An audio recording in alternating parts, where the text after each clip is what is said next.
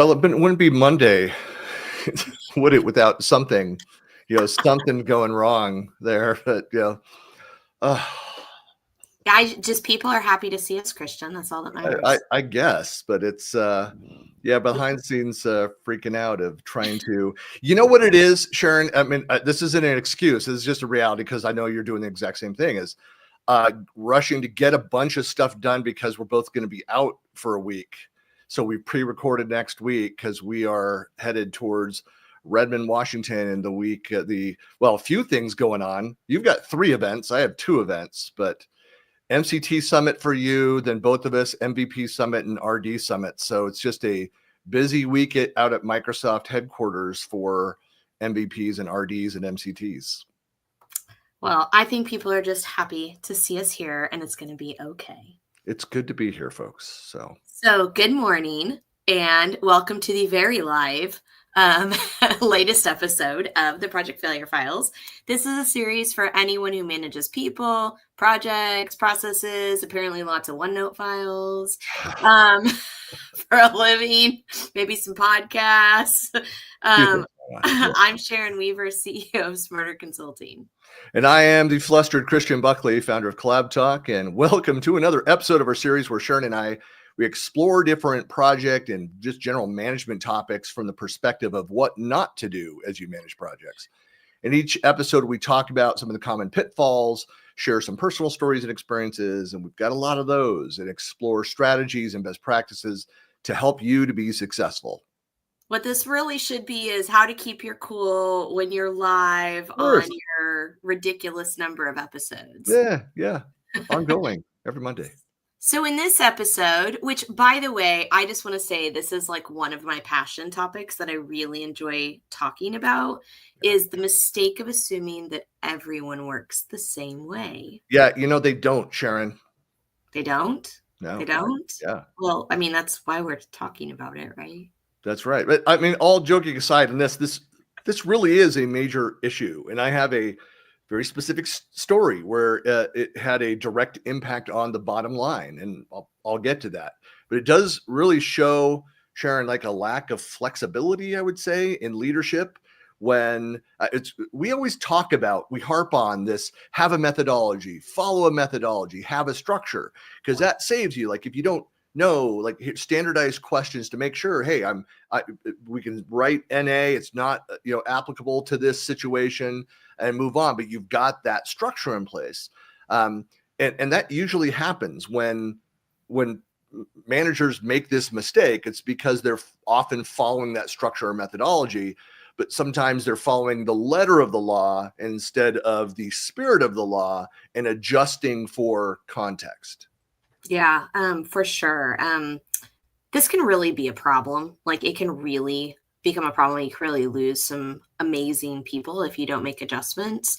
I definitely have so many stories, and we always, the hard part of this is that we just don't get to share all of our stories, which I think is why we're trying to come up with some other ways to be able to share some of that additional information in different ways. But yeah, so many stories and so many examples of how you can go wrong with this. And we don't always want to highlight mistakes we've made or that we've witnessed directly. I mean, that's where I think we're going. We're not yet ready. I think we don't have the form live, but we're going to be like interviewing people, managers of all levels, and hearing their horror stories. Come vent with us. Yes. But I mean, the whole point of it will be of that. And we had it initially, we talked about like phase 2 of the podcast, which was supposed to start this spring as we really focused on writing the book and doing these interviews. But I think now that we've got topics running, it's probably just going to be a secondary series, just straight to video that will release midweek. But it's so if you have stories, lessons of where you failed or you witnessed a grand failure of a project and what was learned from that, we definitely want to hear those stories. So we should have the form up soon and be asking people to share their stories. So that should be fun. Yeah. Yeah. No, I mean, I agree. Like, I think it's great to hear, real stories from the trenches, and it lets you know that you're not alone and that you can learn from all of those opportunities. Yep. Well, and I guess we should say as we get started here and talk about this, feel free to comment, please, throughout the episode. Share your experiences, any great examples or feedback that we may have missed. We'll try to get to, and if there's questions or comments that are out there, and add them to the screen and do that live. If we don't, we'll definitely follow up. If we don't, it doesn't happen live. We'll get to it, after we're done with wrap up the episode.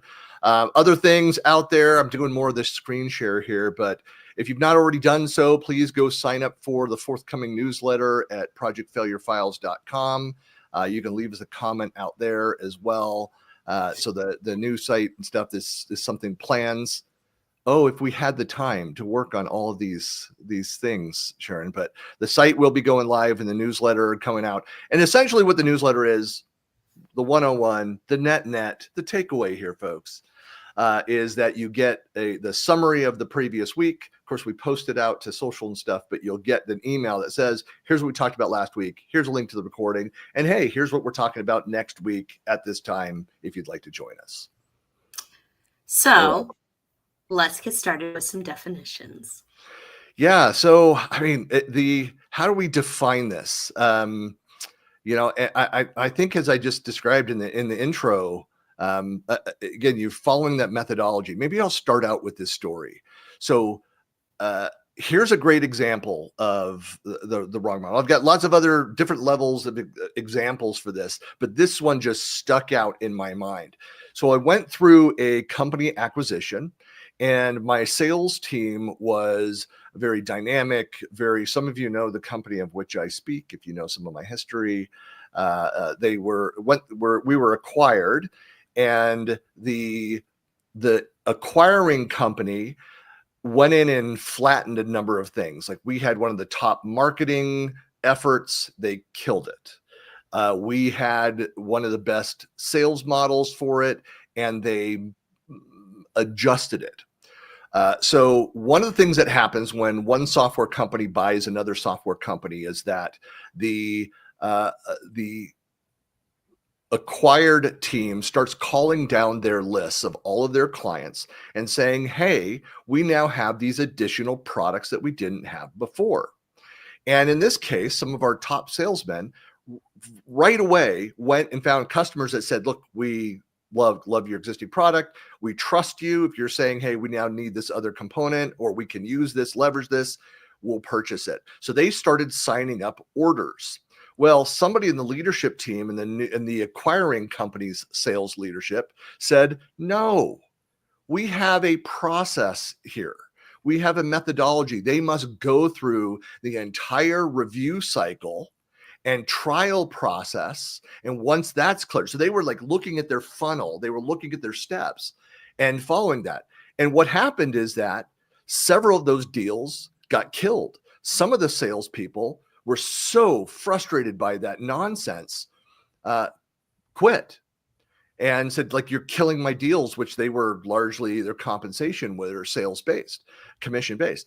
So that was a clear example of there was no adjustment to the model. I mean, the sales cycle is like, these were trusted relationships and these were good products. So we're not talking about selling garbage or vaporware, things that are out there, but there was no adjustment made for that. And in a sales scenario, don't interrupt somebody writing a check.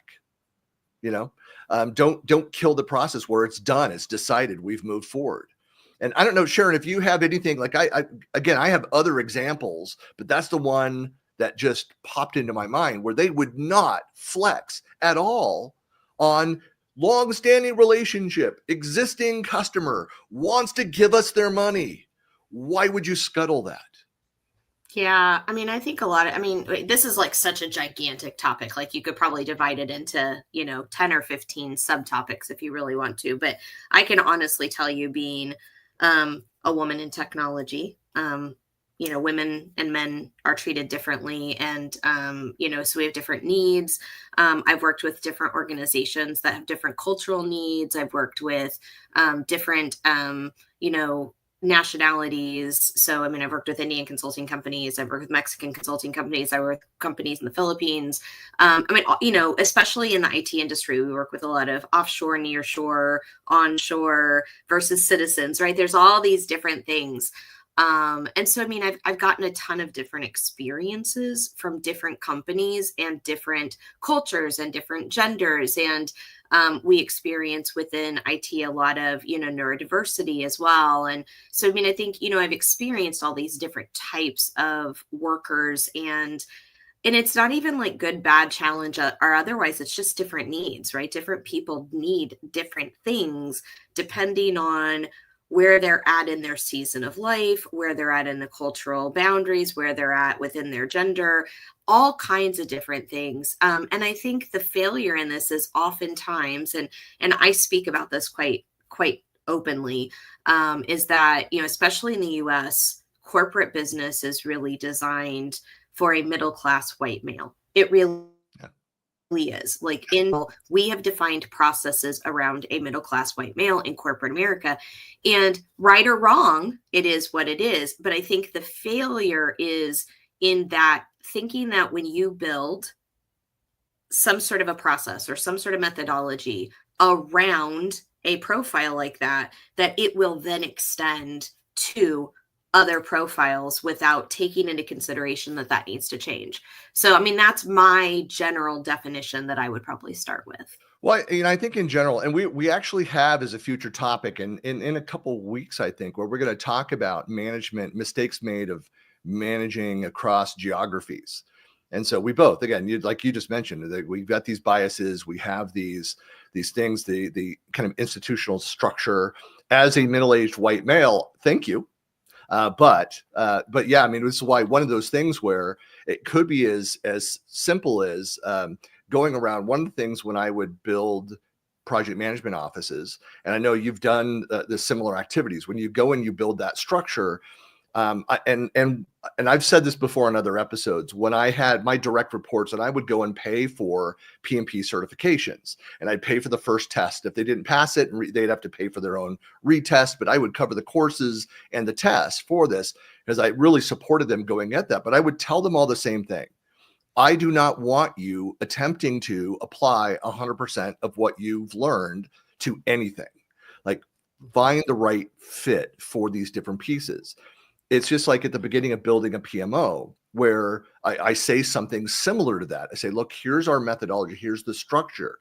Do what makes sense. Like, I don't want you skipping questions just because of time and things. Skip the questions that are irrelevant to the context of this. Like, we don't need to go through that, every single step for everything. When you know that, hey, this other project, we had the design because this was a scuttle project from 6 months ago. So we have all these components. We don't need to start from the beginning and reinvent the wheel on the whole project. We can leverage those pieces. Let's go through and validate and then move forward on that.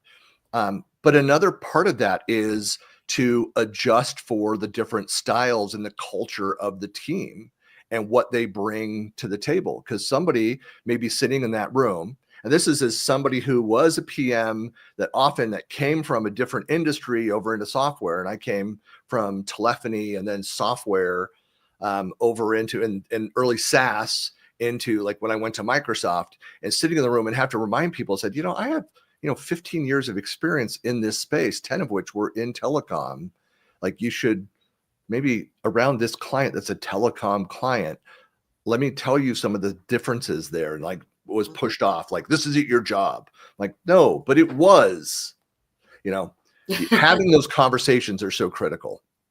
Yeah, I think leaning on your team's experience, and this is something back to that whole cookie cutter mentality. It's that idea that, no matter what we're doing, it's always the same. And what's really funny is I've been in consulting for long enough now. It's always interesting to me when I meet with a client, and the first answer out of their mouth is, but you have to understand, we're different, we're unique. And there's a big joke in consulting that's like, no, you're all the same. And the truth of the matter is, oftentimes the underlying problem can have some generic tone to it.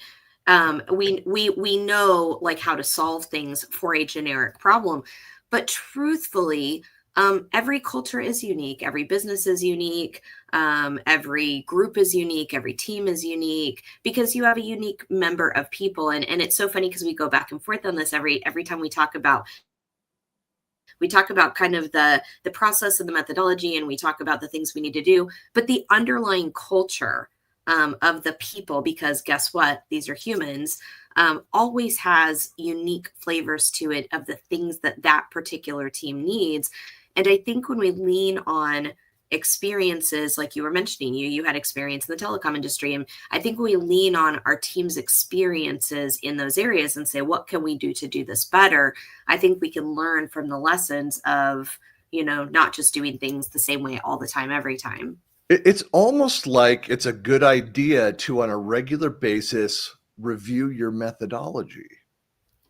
I think that's a great idea. I mean, I think in general, everything should be reviewed and audited and improved. And this is when we talk about continuous improvement. I think it's hilarious how in development, especially software development, we talk so heavily about continuous improvement and continuous development, but yet we don't, right? I go into all these places and I'm like, well, let me show me your documentation, show me your processes. Oh, like, let me pull up this crusty thing from 7 to 10 years ago. And I'm like, yeah, that's probably not anywhere near current. So let's make a new one, shall we? Well, humans are so bad at preventive anything, whether it's preventive medicine, healthcare, but in technology world as well. It's like, how can we do this more efficiently? How can we cut back? And where are the two areas in any company that I've worked for in 30 plus years? There's two areas. It's usually like in the testing validation. So it's upfront. Or it is, three areas, that the testing side, the marketing side of things on the other side, and then the training side of that, whether it's end user training or your technical folks training or whatever that is, that are all like preventive measures to make sure that you have the highest quality, that you're adjusting for kind of all these different things. So yeah, it's, again, this idea of anything being a one size fits all. Like if you're in manufacturing and you've got an assembly line, and that's where one size fits all, like where you've got the machines built out. That's why I love the book The Goal by Eli Goldratt, where it gets into this process optimization. It's like, but you've got if this is foreign folks to you, the idea of a manufacturing line where you have to go and configure these complex machines, the assembly line, it could take days to break it down and switch it up to do a different size engine, manufacturing a car, for example. But this idea of that one size fits all, like that fits when there's a product when like, hey, we need to understand these are all the same. It's not working because the tolerance in this part is not now meeting the standard and it's failing. We need to shut down the line, fix this issue, or adjust the measurements, whatever that is. But in most of our projects, this strict adherence to a framework, whether it's Agile or Waterfall or Six Sigma or anything, without considering your team structure, the industry, the cultural context, like if I've got a team of 10 people and we're adjusting, we're doing all these things, but I just hired, let's say we just expanded and I just hired 4 of my 10 are brand new, adjustments have to be made to know how do we best onboard these folks? What experiences do they have? What with their new fresh perspective on the things that we're doing, get their voice on all those things. If you're not doing kind of those fundamental, let's stop, let's review, let's adjust to this. And like we talk about with the methodology, like at least quarterly, doing that audit, looking at the process itself. Are we doing things the right way? And then you have continual feedback forums and other things. That's why we do customer satisfaction surveys, is so that you can hopefully make adjustments in real time as you're getting that feedback. Yeah. And I talk a lot about process management. I'm a Six Sigma black belt, and I used to teach Six Sigma green belt cert prep on a pretty regular basis. And one of the things that I talk about when we talk about processes in general is the idea that you can define a process, and having the process is the most important step, right? Have the process, but understand your variability within the process, because at the end of the day, the process doesn't serve as a reason to stop people from doing what they're trying to be successful at. The process is there to create some level of baseline so that everybody can follow the same process, so that you can understand what your variability is, so that you can tighten. Right. The whole point of a process is so that you can adjust the process. It's not so that you stop people from being successful. And I use the analogy a lot when I teach about, if you think about, and I know, a lot of people maybe that pay attention or watch us have children or maybe a husband. And when you think about the idea of people coming into your home with wet or muddy shoes, this always touches a nerve with pretty much everybody. And I say, okay, I don't want people to come in my house with wet or muddy shoes. So what I'm going to do is I'm going to create a process whereby you need to go to the back of the house.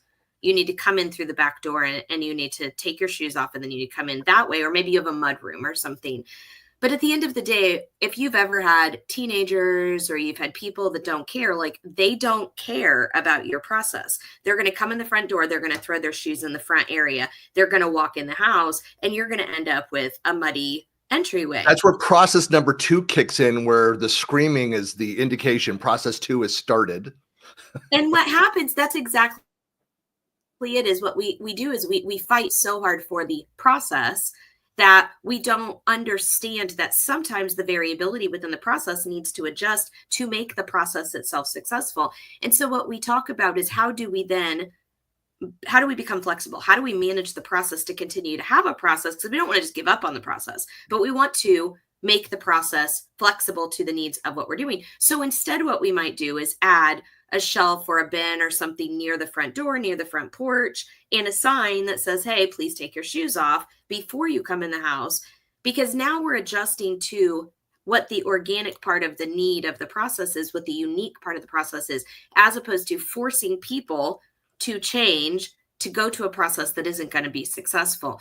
So I think when I say this, what I'm trying to say is use the framework to build a baseline that can be adjustable based on the need to become successful, as opposed to creating a framework or using a methodology as a barrier or as a limitation to being successful.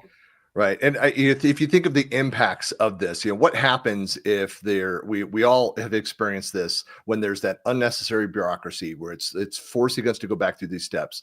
A couple things. One, it slows down delivery, like all of that, it becomes painful.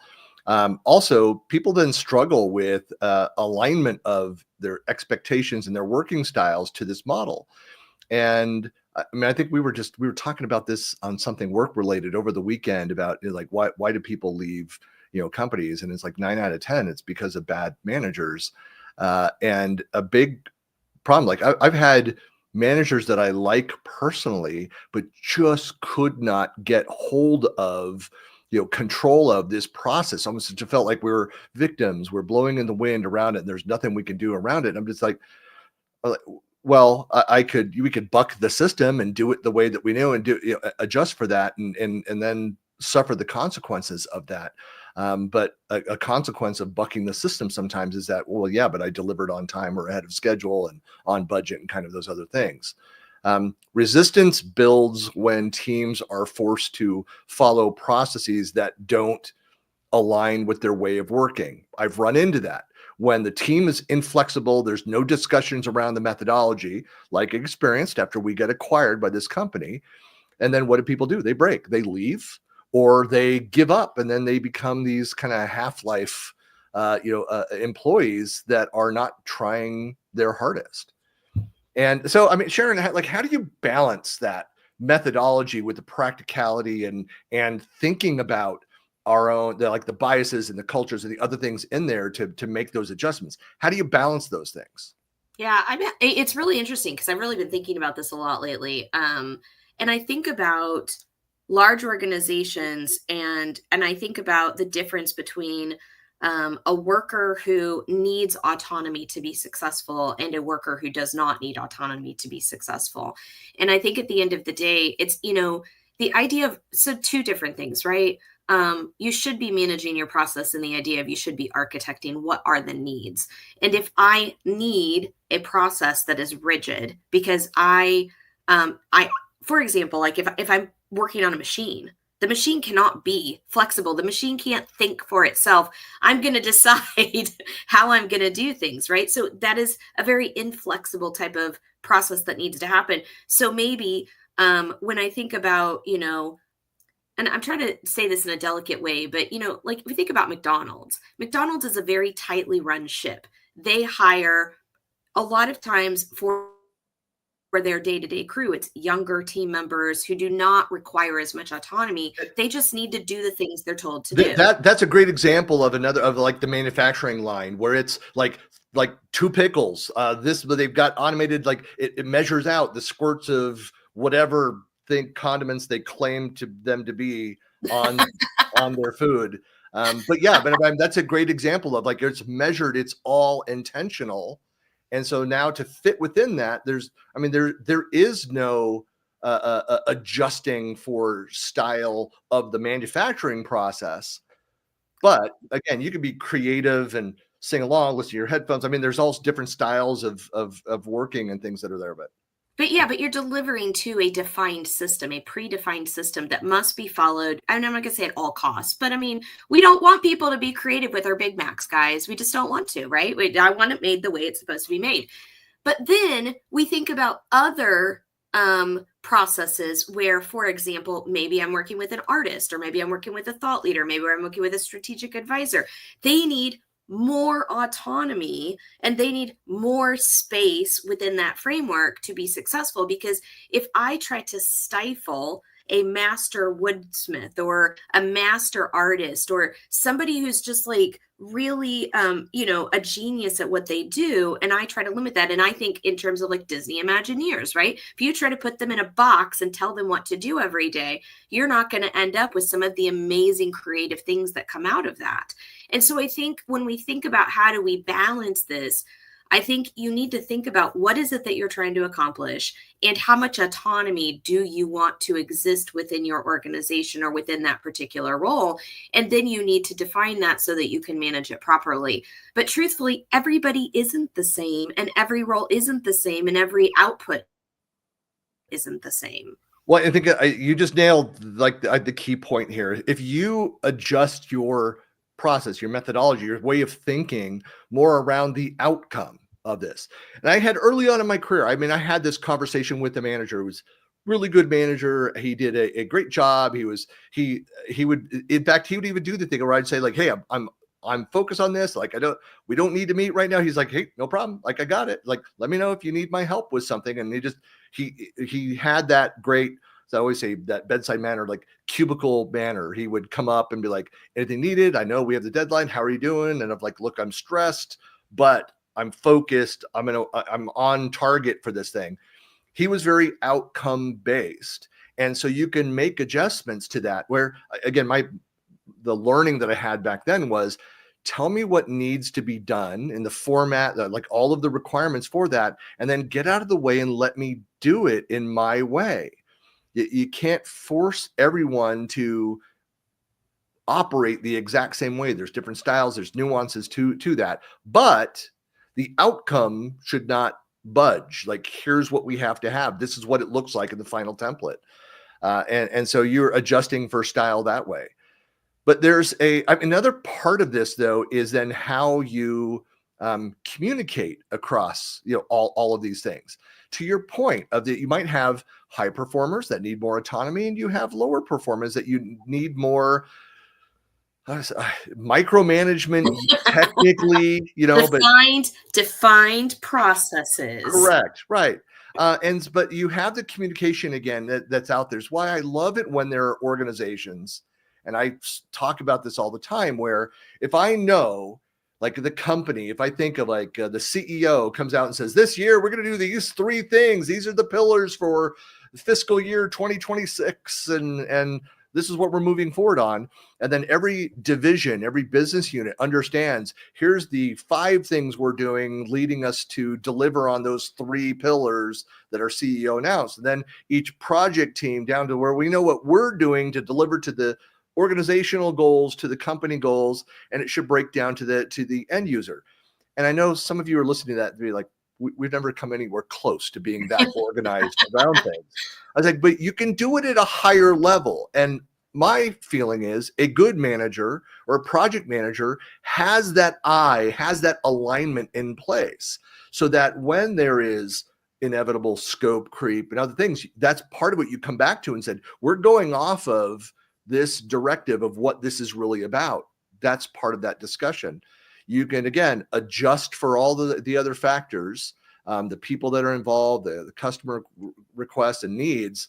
But then you say, it's like, hey, we're now diverging completely away from the goals of the project and the output into this other thing. I'm not saying no, but I'm just saying that, look, it could wreck the timeline for this project, for this output, if we go and pursue this thing. And those are the conversations that you should have. There are risks that you've identified that could, if it impacts other team members, you bring it up at the team meeting.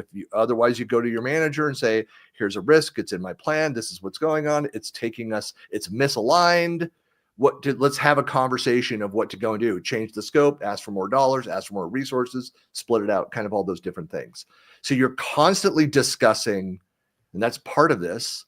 You're constantly communicating. Like you can't just rely on silence as a manager, as a project manager. If someone has no feedback, I need to almost hear it like a judge. Like you need to weigh in. Like you either agree or disagree. Silence is not an answer. I used to sit in meetings and say, it's like, oh, hey, if you don't have feedback, that means you agree 100% with the plan and we move forward. Like, this is your opportunity. And I'm split on that. In this case, like, there needs to be feedback. And sometimes the feedback is, I don't have any feedback. Awesome. All right. Then that is a yes. We move forward with the plan of record. But you have to be asking for that feedback. Yeah, I definitely think there has to be some level of communication that's set up. And to your point, like, different people communicate in different ways. Honestly, like, I'm the type of person that I always like sit in a lot of things and I'm really, really quiet. And people used to actually be like, if Sharon's talking, there's probably a reason, because I would just sit back and I would just take notes and I would do things. And then, like, I would only pipe up if I really needed to say something. I've never been accused of that, Sharon. But then there's other people yeah. who tend to talk a lot more. No, I mean, I think, part of it's cultural. Part of it is, where you're at in your career. I mean, the higher you are up, I think the more confident you feel to speak up in a situation. Whereas I think probably the lower your role is, oftentimes you just feel like I don't have as much voice in this particular conversation. I think whether or not you're using a written form of communication, or whether you're, on the phone, or whether you're on a call, or whether you're, like, if you have social anxiety, speaking in front of other people, sometimes it's difficult. And I know I've worked with so many different types of team members at so many different clients. And one of the things that I really like to do is talk to people and say, do you have any sort of, communication preferences? What's the best way to talk to you? What are your limitations? Are there things that make you nervous? And so sometimes stand-ups are great, but sometimes stand-ups aren't so great for people with social anxiety, and maybe you need to do one-on-one, or they need to submit updates or something before the stand-up. Written communication is great unless English is not your primary language and you're struggling with, that translation effort. Direct communication is fantastic unless you come from a culture where it's impolite to be direct. So all of these things are fantastic in their own way, but you just have to be very sensitive, and you have to be open-minded to, for the people that I'm working with, or from the culture that I'm working with, what is the right or wrong way to do something, to make sure that I want the communication to come across in the right way. Yeah. Well, that's why I love it's always a mix. And I talk a lot about feedback loops. I do sessions on it. I've written articles and things around that, but of customer feedback and product feedback and employee feedback and the 360-degree feedback, which most of those systems, I'm not a fan of that model because of the way that it's actually orchestrated. But idealistically, it's great. Right. But the idea of like a frontline manager with, let's say I've got my 5 direct reports. So we have our team meetings, we have our one-on-one meetings. And then if I feel like I'm still not getting active input from different people, like is to approach them and say, hey, is there something more? And I heard about like this comment that came sideways. And sometimes I'm like, I'm okay with that. If they're like uncomfortable, they think it's going to, I don't know, get me angry about something, that a risk that's out there. Again, folks, it's passion, not anger with me. And it'd be like if you're comfortable talking to the peer, and then the peer comes and says, hey, I think we have this issue. They alluded to this that might be going on. So there's different ways, different communication styles, different cultural norms, all those things. We have our biases, but that you are trying to be as inclusive as you can of those different styles and make space for those different inputs. And so all of those things, which could then impact that right there, what we just discussed, like that may change the way that your methodology works and how you approach and get feedback and all those kinds of things. But at the end of the day, if you're clear on the output, you're flexible on how they get to that, timeline doesn't change. Output, the required, like this is what it needs to look like in this format, in this date, under this budget. Those are those rigid PM, activities, but you should be flexible in everything leading up into that. And encourage more dialogue in general. And I think this is always my key message here, is that people aren't talking enough about that. If there is fear of coming in and disagreeing or bringing your past experiences as you're new to the company in on a methodology, then that is a red flag for me on the structure and on the management model, if they're not listening to, accepting of different voices and opinions. I'm not talking about rehashing the same thing with the same people every time. Like that's not what I'm talking about. So constructive feedback around the methodology is just, it's healthy. And that's where you get inclusivity. That's where you get unity around the methodology. You may not agree with everything in it, but you understand it, and you know that your voice is heard. You were voted down on this decision, but you're able to work within that. I would rather work in that organization where I know my voice is being heard and we're constantly reviewing and optimizing the model than one that's rigid. Even though I might like the customers, I might like the pay a lot, but if it's completely rigid and it just becomes so frustrating, like I can't work in that environment. Yeah, I mean, this has been a huge topic for especially the last 4 or 5 years with the pandemic. I mean, it was always a topic before there, but it's just kind of gotten really big, and it's kind of simmering down a little bit right now. But it's the real meaning behind DEI, which is the idea of how can we be respectful of the people within our organization as human beings? What do they need? And it's not about not meeting our goals, not meeting our outputs, not delivering whatever it is we say we're going to deliver, within time, scope, and budget, right? That's the goal of a PM, is make sure that we're doing what we say we're going to do. It's just the journey of how we get there may be different for everybody. Everybody has a little bit different way of doing things. And I can honestly say, like, this is one of the reasons I went out on my own. I loved my job. I love what I do. I love taking care of people. I love delivering things. And I always did. I struggled for quite a long time being a mom, wife, sister, daughter, and corporate employee all at the same time, because I could deliver what I needed to deliver. I just couldn't always do it in the way that everybody else thought I should be able to do it. And so I think when we think about that, this has to extend. It has to extend to every single person that's in your organization, whatever their beliefs are, whatever their, commitments are personally. I think as long as we can say, look, as long as you can meet the deliverables that we're putting here, how you get there, we need to start providing as much autonomy as possible. But then we also need to hold people accountable to doing what they need to do, even if we give them that bandwidth. So to wrap up here with some kind of best practices around this, one, if you kind of clarify the expectations and around in writing, in the methodology, have as part of the process. This is right there. That's an important cultural step to say that, hey, this is what this looks like. We're open to feedback around things, but this is the working model. This is what we're doing forward.